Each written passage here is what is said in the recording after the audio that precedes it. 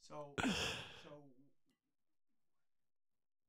earlier when we were talking, you were talking about all of the people that step into the process, right? To advise the process or collaborate, I use that word loosely, with the process. Mhm. So you have publishers, producers, Yeah. whoever else, executives that come and collaborate with the process. Now, you mentioned that earlier in the interview as part of the beating up process. Is that because they take you off your game? They take you off your message? They confuse you?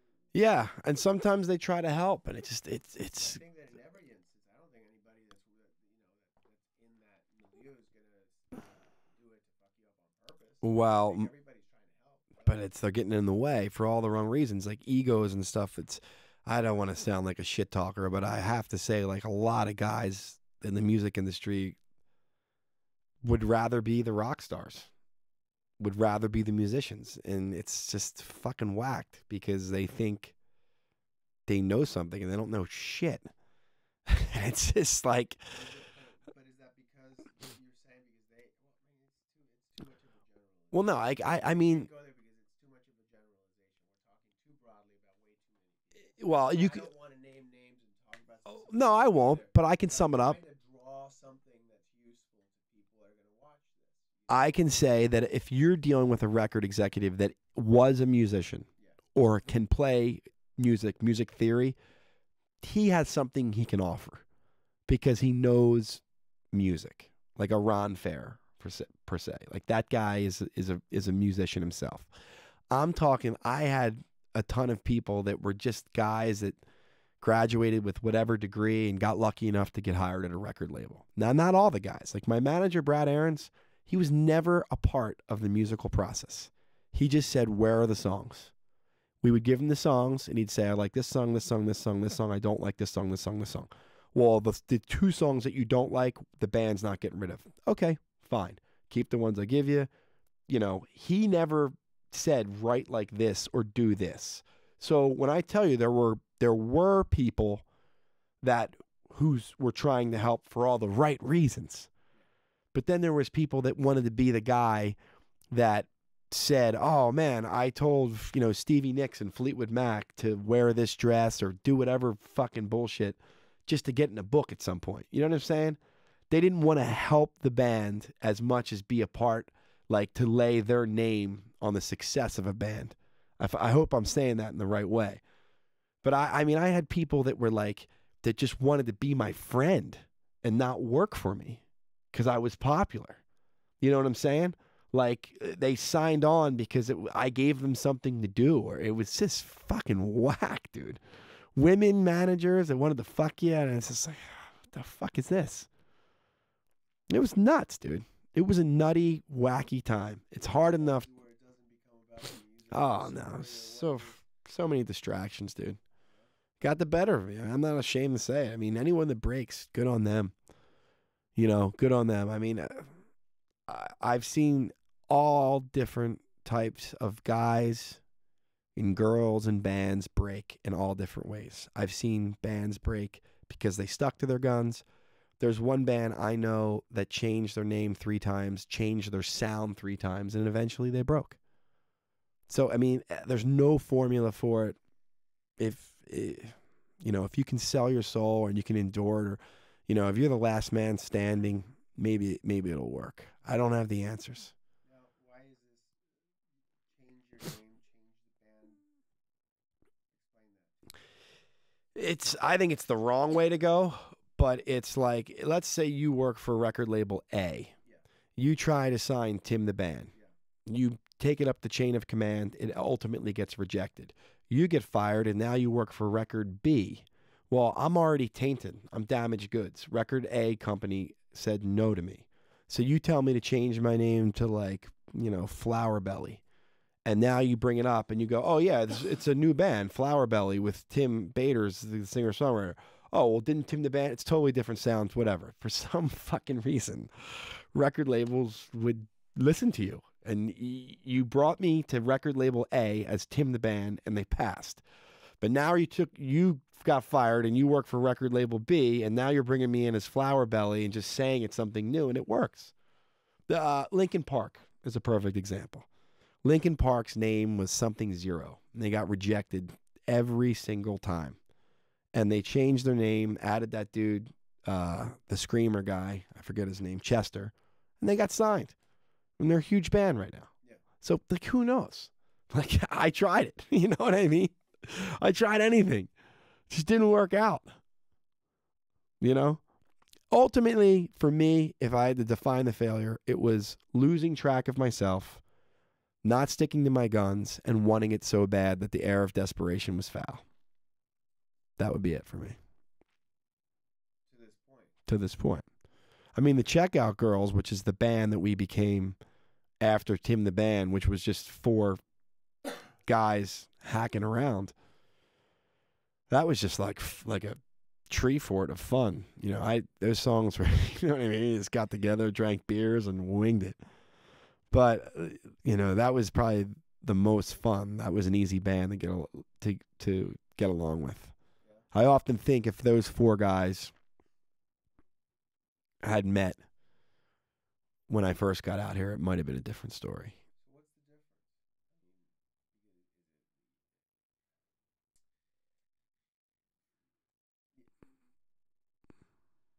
It's the experience. I think the difference is the voice in your head, the judgment. That somehow now you have all of these other thoughts in your head, whereas before maybe you didn't, and you've accumulated all of these thoughts that, you know. But you're obviously really talented.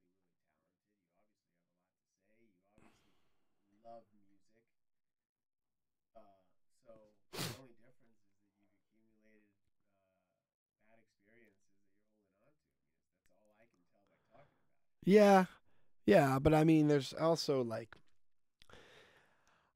the reason why, and I've pondered this, I left the East Coast was because I have a creative mind or creative work ethic. Big time. And I like... And you're gregarious. Yes. And you're extroverted. And you push. And you fill up buses with people to go to the club. Yeah. And you're smart about it. You know how to get people to... And you make friends everywhere you go, Tim. I mean, people love you. Yeah, I'm very polarizing. People hate me too. Okay. But you know, like I said, this is creative. Like this conversation and playing the guitar and having the camera up. Like I like to be a part of things like this. I've hosted TV shows. I've done radio shows. I've hosted the Horse Racing Network. I've been on primetime television shows. I've been in major release movies. All of that stuff I like. It just was, I came out here on the foundation of music, but California has given me so much. I'm a big advocate of Los Angeles. There's a way to make money here. Believe you just got to find it. But all of that, and I just, like I said, I've gotten beat up by the music industry, right? But it might have dimmed my passion for music, but it certainly hasn't gotten in the way for my love of creativity.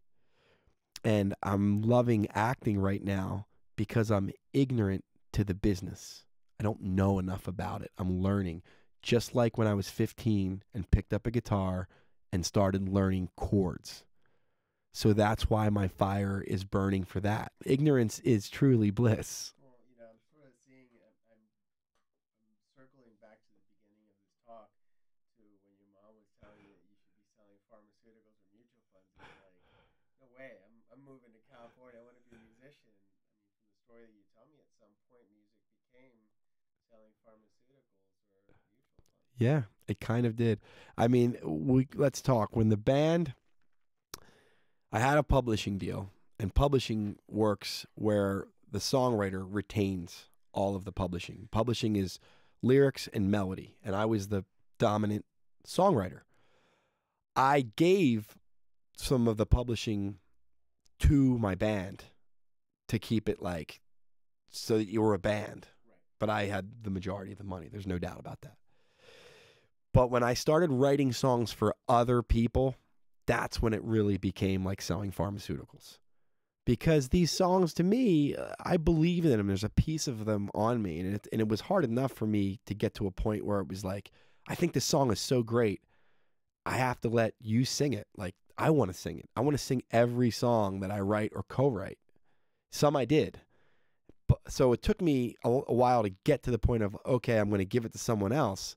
But man, like songwriters, it's just, you work in 3-hour increments, and you can make a track now on Pro Tools in 3 hours. Like, you can write the song, record the song, and have a good quality sounding demo ready to be shopped. And that really felt to me like selling pharmaceuticals.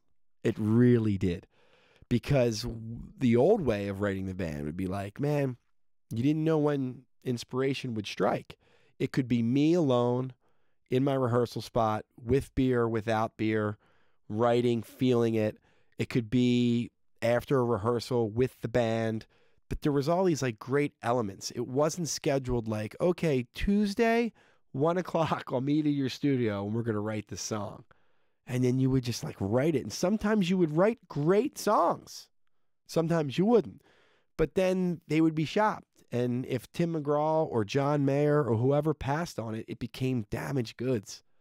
And that's why I was like, I don't fucking belong here. Like, I do not, this is not me at all. It just doesn't feel right. And that was the end for me. That was it. What makes a good song? Conviction makes a good song. Like I don't like, I like tongue-in-cheek in writing. I don't necessarily like comedy songs per se, but I want conviction. I want passion. I want the songwriter to feel it, or the singer to feel it. It's funny because I believe that the band, conviction has to be there. And I even like a little sense of urgency. But I believe that band that's out there right now, oh God, what are they called? They just like won a Grammy or something. Mumford & Sons. My nephew loves the band. And I'm like, that is one band that has too much urgency in his vocal. I feel like we're under attack every time I hear Mumford & Sons, which is kind of cool, maybe for one song, but whatever. They're a great band. They're good, but a little bit of too much urgency. But conviction, there has to be conviction in a great song. And that's what really got watered down for me in songwriting sessions. Especially like you would get in there and the record company would say, we don't want any Moon and June stuff. We want like really, get deep, write really good stuff. Katy Perry, man, Fireworks, Moon and June shit. It's a fucking hit. It's like, what? Sometimes we would write 3 or 4 of us a great song, and the record label would be like, oh no, that chorus isn't catchy enough. It's weird. That's a weird word. And then it would go to the Moon and June stuff, and I was just like, it was not for me, man. That's why you like the 90s so much. Yeah. I mean, I'm sure there's an element of that always happens. I love George Martin and the Beatles. That I loved that was like a cohesive unit and stuff like that. But I'm sure that like there's always been ghost writers that haven't gotten their credit, or session guys that have played where maybe the real artist didn't know. I'm sure all of that has always happened in rock and roll. I'm positive it has. But I think historically it was covered up and almost like secretive in a way. And I liked it that way. Now it's just out front. Everybody's on auto-tune. It's Pro Tools. It's fucking weird, man. And it's just right out in the open, and it's acceptable, almost required. I mean, Cher broke the barrier when she was like, do you believe? And they just took that note and auto-tuned the shit out of it, and nobody cared. It was just unbelievable. Like I remember, like if, you would sing a take so many times, and you would just want to get the best take with the most conviction and whatever. And I'm sure the engineers would cut the tape and they put it through harmonizers and did whatever they could do to make it sound the best. But it still didn't take away from an artist sitting in here and finding the right take, or even piecing takes together. I don't know. I mean, I just thought like engineering and producing in those days was such an art, and it was just fun and hard work. And now it's just, I don't know. You can have a hit song in 3 hours. In fact, you can have a hit song in 45 minutes from some guy in Wisconsin on his computer. And it's just, that's passed me by. And that is a sign of me getting older. We're going to wrap this up. But before we do, I want to talk about, I just left me. Hold on a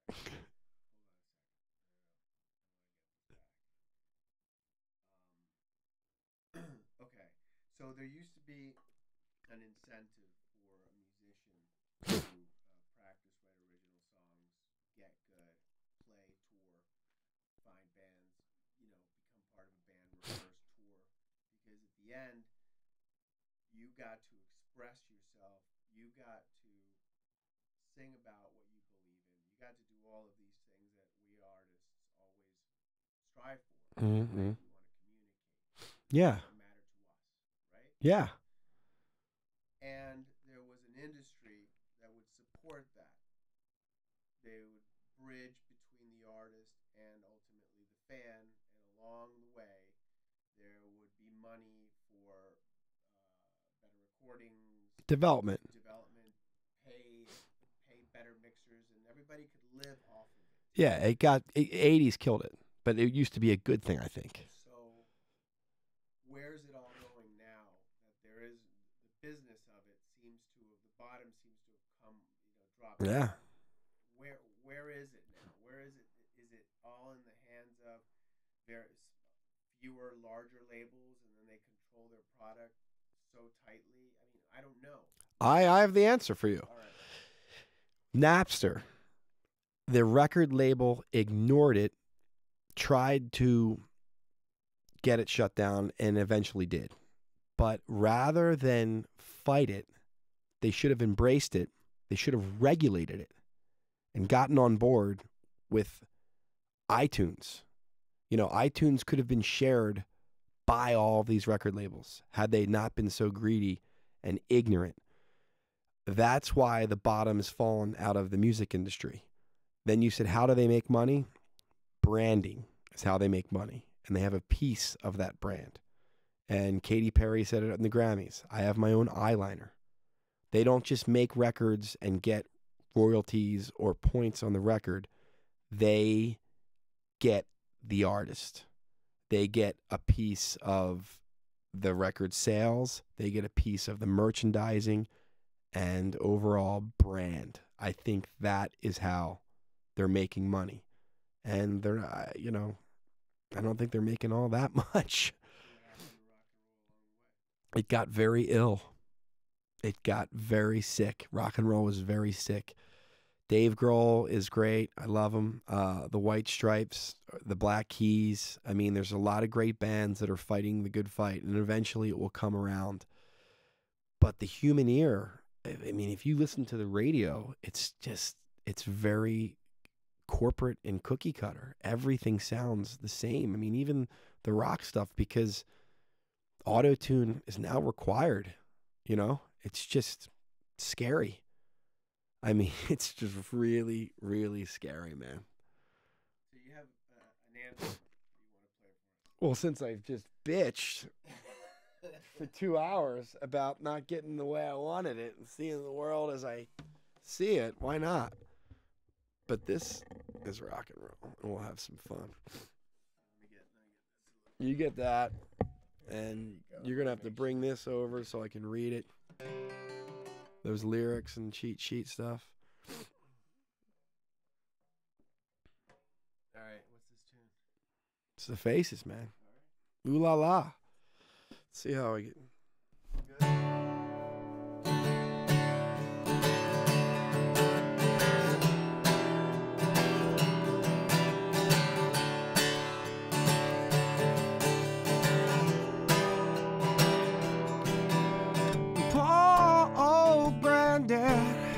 I laughed at all his words. I thought he was a bitter man. He spoke of women's ways. We trap you when they use you before you even know. For love is blind and you're far too kind. Don't ever let it show. I wish that I knew what I know now. When I was younger, I wish that I knew what I know now. When I was stronger, the can't such a pretty show will steal your heart away. But backstage, back on earth again, the dressing rooms are gray. But come on strong, and it ain't too long before they make you feel a man. But love is blind, and you soon will find you're just a boy again.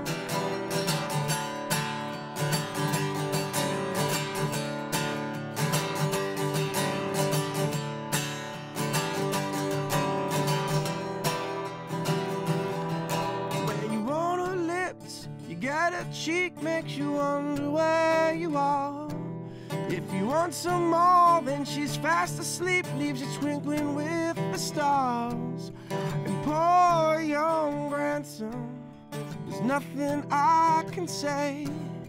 You have to learn just like me, and that's the hardest way. Ooh la la, ooh la la, yeah, yeah.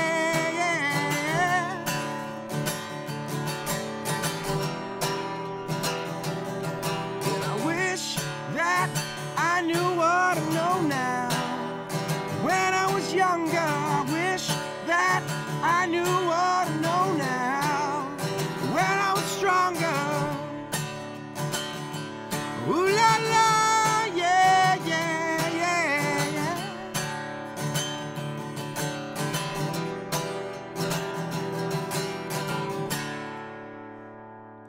It's a nice cap to the interview. Right on, man. Thanks for having me. Dude, Tim, it's really great to have you here. It's really good to talk to you, man. I think that you're a great musician. And I think that you're a really talented guy, and I just wish that you keep on going, man. Keep on going. I'll keep on going. Our saga will continue. Right on, man. All right. Thanks, everybody. Thank you very much to Dubbing Brothers for having us here. I really appreciate it. We're going to step inside the sound stage and lay down a track and lay down the session with Tim. So more to come. Thanks again, Tim. Right, Tim Bader.